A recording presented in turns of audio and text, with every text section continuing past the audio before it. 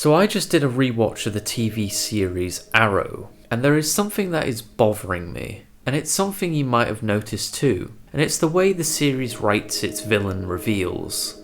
It really bugs me. In fact, it bugs me a lot. I am going to go season by season. There will be spoilers, but honestly the series has been out for over 10 years now. Like, come on.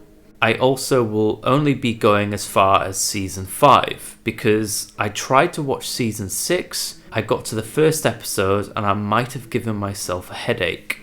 So, season 1 of Arrow.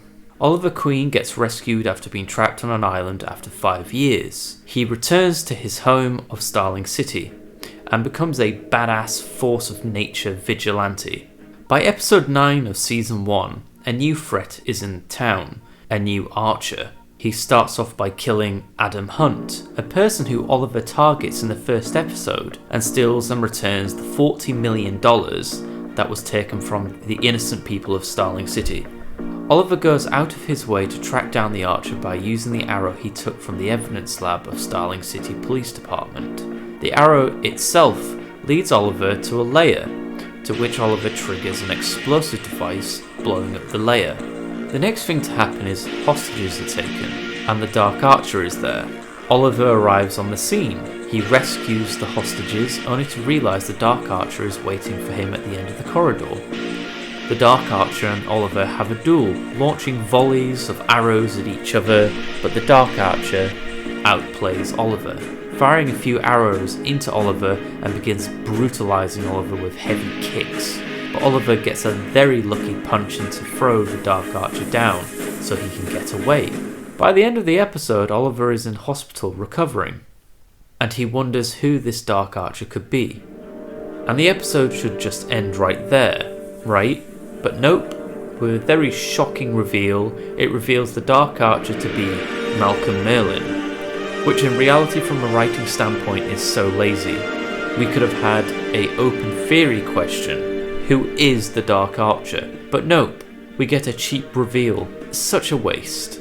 Because season 1 could have started the series off great, with one of the scariest reveals in the series, because it's episode 22 that Malcolm Merlyn is revealed to be the Dark Archer to Oliver Queen. Now again, imagine if the audience, just like Oliver, were blind to who the Dark Archer was. Then this reveal would have been the top 10 villain reveals of all time. And Malcolm Merlyn kicks Oliver's ass, breaking his bow in two with heavy strikes. But what sealed Malcolm as a force not to be reckoned with was the fact in the end he won. Now to move on to season 2. So because Oliver failed in his quest, he leaves to Liang Yu, the island he was trapped on for 5 years, but he is brought back to Starling City to help the city in its moment of crisis. In this season, Oliver changes how he handles his vigilante lifestyle, to be more of a hero, and to not kill.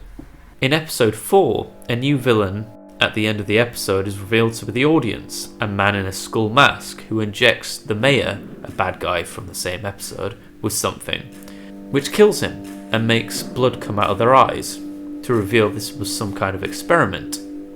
But just as you would think the episode would end, leaving you wondering who this person could be, they take their hood off, and it's Sebastian Blood. Like, come on! Anyway, he's the new villain of the series. Or is he? Because in this season, we are introduced to the drug called Mirakuru, a deadly drug that can turn people into super soldiers. And Sebastian is trying to find a way to use this drug to turn people into weapons. And he succeeds in episode 8, unleashing a soldier against Starling City. But by episode 9, they die. But not without revealing the secret villain behind the curtains. It's Slade Wilson, the guy who was on the island with Oliver, and he's missing an eye. Like, my brain hates stuff like this, because it's forcing reactions instead of creating genuine storytelling. Anyway, we get to the end of episode 14, where Slade reveals himself in Oliver's home. This would have been the perfect time to reveal Slade, and why is that? Because both the audience and Oliver can have the same reaction. And not the audience having the knowledge of the character already being alive. It just lacks imagination. So I am now going to move on to season 5. A season that everyone says is the best of Arrow, or at least the return to form I don't need to talk about seasons 3 and 4 because villain reveals are not the prime focus. For season 3 is the build-up of meeting Ra's al Ghul, and season 4's villain was set up from season 3. So that leads me to season 5, the big bad Prometheus, a character with a clear grudge and hatred towards the Green Arrow. His goal is to make him suffer, to drive everyone apart from him, to create great pain. The idea that someone out there hates him, wants him to suffer greatly before killing him, was terrifying. In episode 9, one terrible thing Prometheus did was make Oliver kill a person who was dressed up as Prometheus, only to reveal it was a hostage with a voice intercom on their body. And I was honestly so happy that they were not revealing the identity of Prometheus, but they just couldn't help themselves. Because by episode 15, with a face reveal, it's Adrian Chase, the lawyer who has been instrumental in helping Oliver as the mayor, and Diggle getting out of jail. Like, the best time to have revealed who Prometheus was with Felicity joining a hacker group, maybe trying to find out the identity of the son of the man Oliver killed over 5 years ago.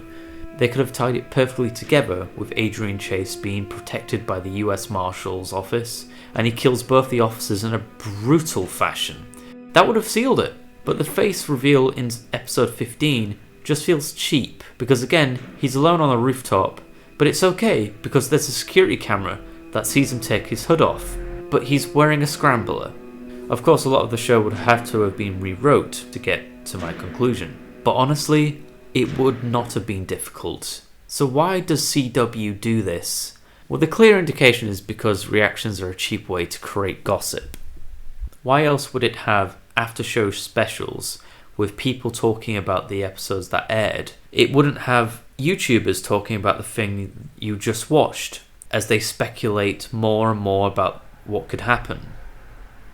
I just think the mistake was making the series 23 episodes each season, with so many filler episodes, pointless drama. Honestly, I needed an eye roller counter for how much pointless rubbish kept being brought up. You want to know how to do a villain reveal? Well, funnily enough, the CW did have a series that was The Vampire Diaries. In season 2, the big bad of the series is Klaus, but we never see him. We just hear stories and whispers about this guy. If you piss him off, if you double cross him, you will die. I mean, one of the villains of the series, Catherine, was meant to be sacrificed to Klaus to break a ritual. But Catherine got wise and ran away. But because she did that, Klaus killed Catherine's entire family in a very, very brutal fashion. And because of this, Catherine spent the next 500 years running to survive. Finally, Klaus shows up at the end of episode 19. And the rest of the season, he kills a few of the main cast, kills Elena, completes the ritual he's spent the past 1,000 years waiting to break, and he becomes the first hybrid, and he escapes. Klaus wins. And I'm glad CW had the foresight to reveal Klaus at the perfect time. And I feel Arrow would have benefited greatly from revealing Malcolm Merlyn and Adrian Chase as their villains at the perfect time, and not with cheap face reveals to get people talking. But what do you think? Is there a TV series you wish revealed its villains better? Let me know in the comments. Until then, this is the Rising Fawn. Take care and good night.